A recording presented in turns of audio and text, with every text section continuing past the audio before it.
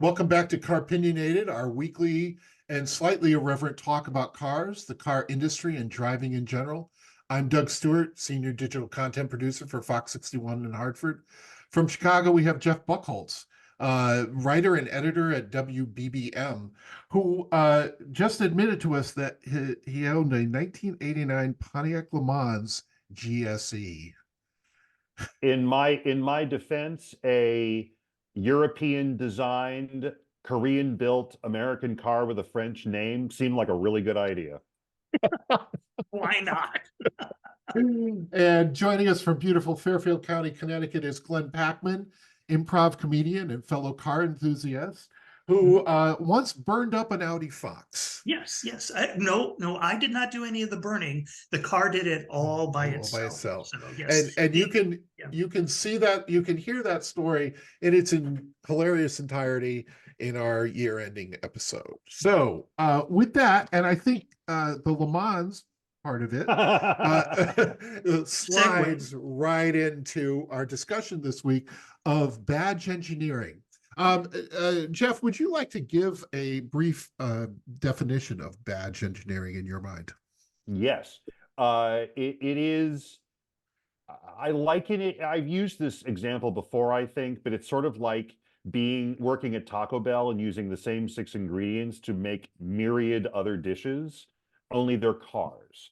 So basically, it's a number of cars on the same essentially component set with somewhat different appearance, different levels of interior trim or appointments to be sold by more than one car company or brand as a way largely to A, amortize the cost of development of the platform, and B, make bags and bags of money.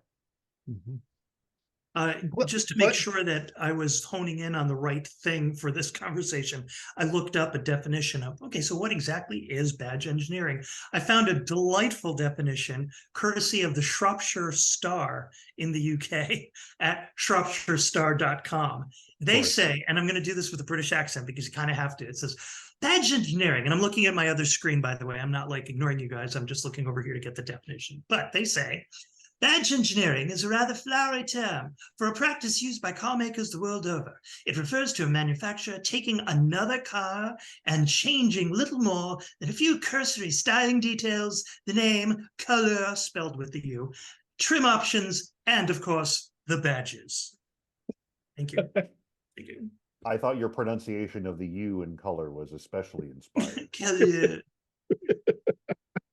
We got to write to those British. You don't mean that, you. Come on. Anyways, I thought that just kind of cracked me up because I was like, it was. Yeah, they're right. That's very good. That's very good. And I think badge engineering has gone through different iterations. I mean, you have the very famous Chrysler from the early, late 80s, where first off, almost everything was based on the K car platform, which I would say is not necessarily badge engineering, but those Dodge Aries looked almost identical to the Plymouth Reliance. Different grille, maybe different lights. Yeah, they close. But there were a lot of them, and the Caravans were the same thing. And my lovely Chrysler LeBaron GTS Turbo was also a Dodge Lancer, which I don't know, weirdly, I never thought looked as good. But and it's still today. And I think we've discussed in the past, Jeff, your friend's Corsair, right? Yes. And I don't know as I would consider that platform necessarily badge engineering, because I think all those, and there's 4 of them, are very different vehicles. I think that's true. What I think is true also is that the concept of component sharing and platform sharing, which is sort of the modern term, I guess, is a whole lot more sophisticated. And I think it's because car makers were so very, very bad at it in the 70s and 80s and into the 90s. And one needs really only to look as far as let's start with the General Motors compact cars of the mid to late 70s. Did Oldsmobile really need to sell a version of the Chevy Nova? I wouldn't have thought so, but evidently someone in Lansing did, and so that became the Omega. And you know, and all of those cars, the Ventura later, the Phoenix and the Nova, and the Apollo, then the Skylark, and then the Omega, looked very similar to one another. And really, it was just the front and the back, and that was about it. Yeah. And then, you know, you descend into sort of the depths. It's kind of the worst, the nadir, really, of badge engineering, which was, and I know Doug has made this reference on, I think, on this podcast before, the now infamous Lincoln commercial of the mid 80s, where the four gentlemen, the gentlemen, the valet attendants are pulling up in the three identical looking General Motors full-size cars, and no one can tell the difference from anything. And then the one distinguished guy shows up and goes, "Lincoln Town Car, please." And then, you know, the Panther platform town car glides into place, and you know, which makes was everybody so out question. of date compared to those cars that all look the same. That's I think that the part that cracks me up is like that platform goes back at least 7 years at that point, Mhm. when the other ones are really up to date and modern and really, you know, Yes. Yeah. but Yeah. So that's, I think that was the sort of the low ebb for that. And that's when car companies realized that they couldn't really pull the wool over anyone's eyes anymore. And so platform sharing got quite a bit more sophisticated. I mean, you wouldn't ever you wouldn't look at, say, a Toyota Camry and a Lexus ES and go, "Oh, that's the same car." It is the same car, but it's not, right. because But all the commonalities are all underneath, are all in Right. areas we don't see. Right. But I think go ahead.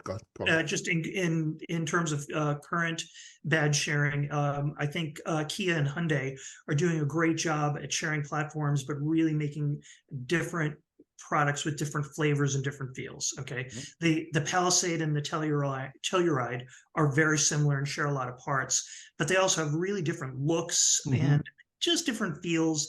And you know, and Hyundai's done a great job at keeping their design language in the Palisade, and Kia's done a great job at keeping the Telluride looking like one of their vehicles. That's a good thing.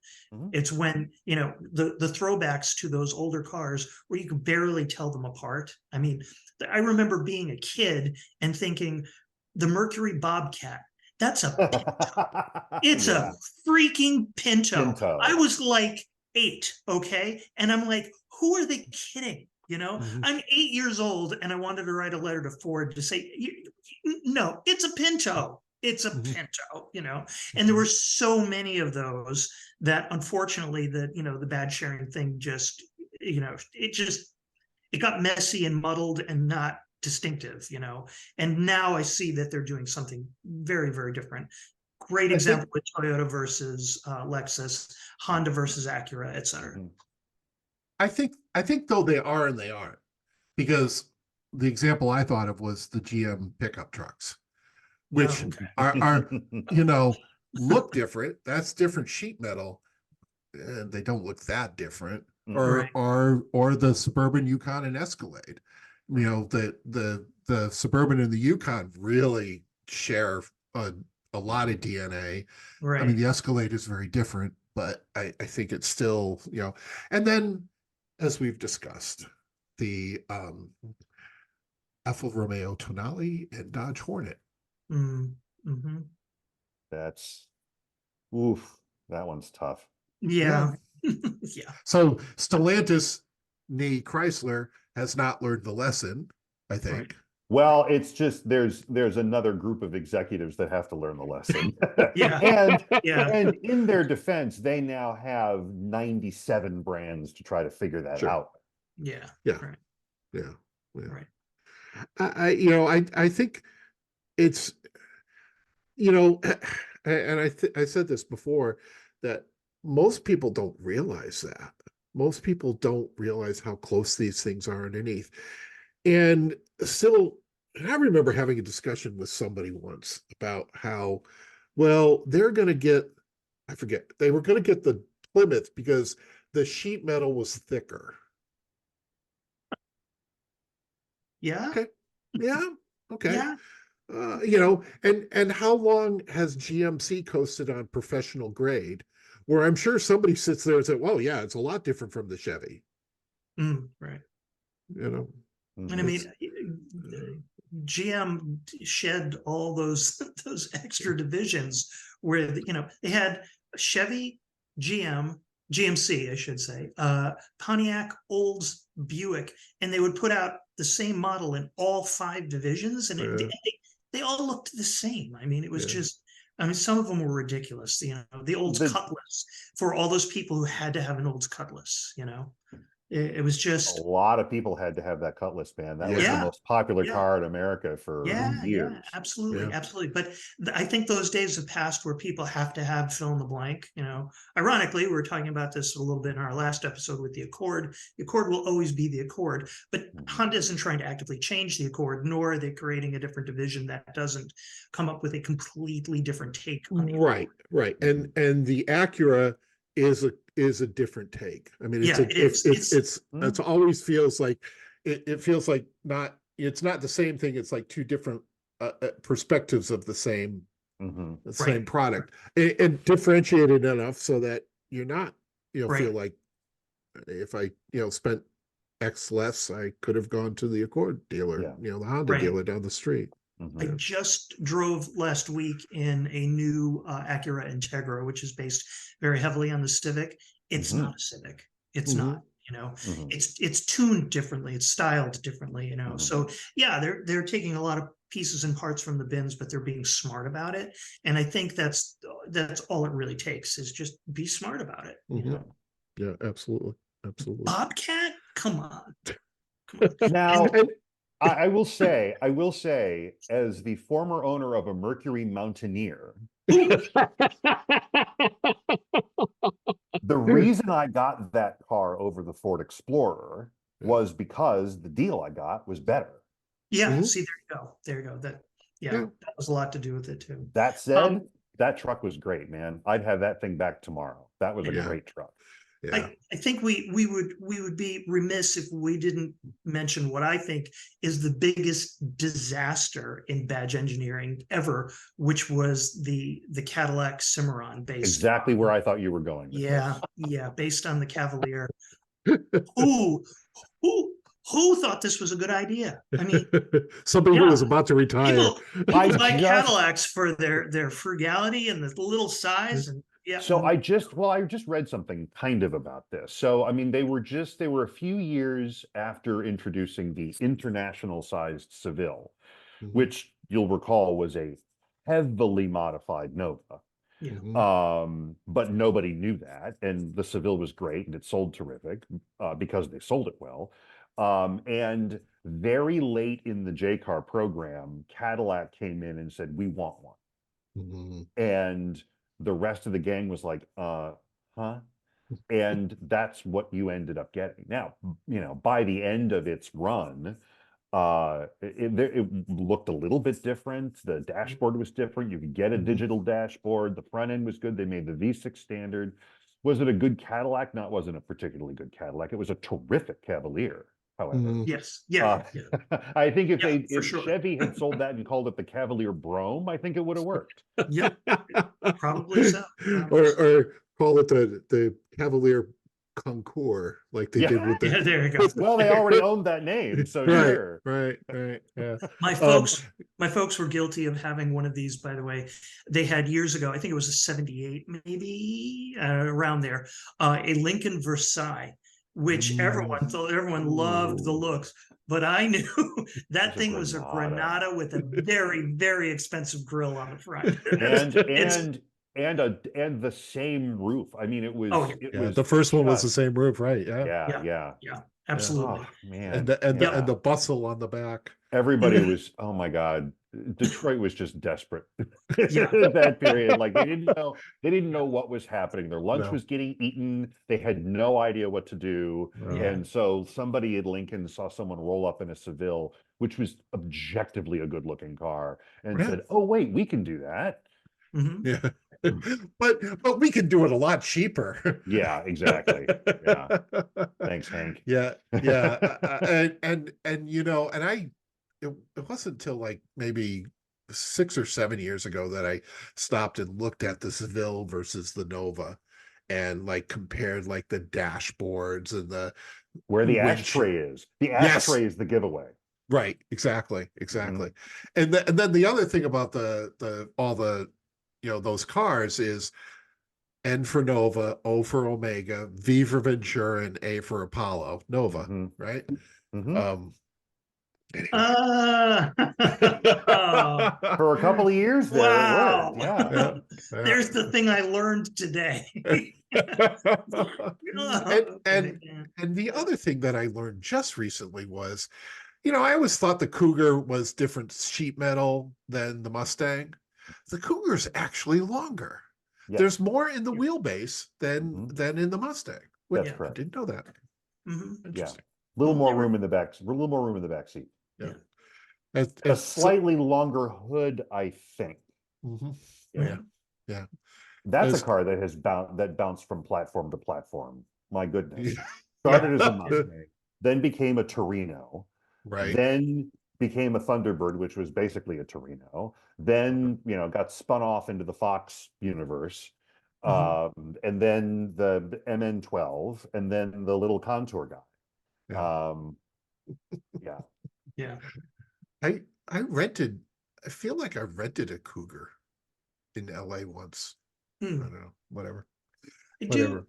I do kind of miss some of those models being so close with the minor tweaks, so that you're settling on a car, but you can pick the one that, like, you were talking about the Fox Body Mustang. I always thought the treatment that they did on the Mercury Capri, which was very, very close, obviously, but instead of the pointy grill, it had a flat. It had some, instead of the striped louvered thing on the C-pillar, it had sort of like, they looked like weird little vent things. And I always thought that the Capri was just the better looking of the two cars. The difference was very minor, of course, and I kind of missed that a little bit, but it was also just a glut of too many models for such a long period of time. Yeah. And we haven't touched on every Volkswagen Golf Jetta variation with all their other companies across the world. Oh yeah. I think VW in a lot of ways sort of turned platform sharing badge engineering kind of into an art form with a lot of those component sets, between the Golf and the Audi A3 and the Skoda, what is it, the Octavia, was that platform? Yep. And the whatever the Cheat was in Spain, and they actually did it really. They kind of showed how it could be done, and the TT has the same component set, and but nobody knows. It's like they oh, you don't want a chalupa? Here, have a crunch wrap. Of course, crunch wrap is always they're totally different. All right. Well, with that, we will end the show, this week's show. Guys, thank you very much. I always appreciate you being here. If you have any questions, concerns, comments, stuff you want us to talk about, you can email me at dstewart@fox61.com. If you like what you see, we have plenty more on our YouTube channel. And just look for Car-Pinionated and give us a like and subscribe. It helps us out. And we will see y'all next week.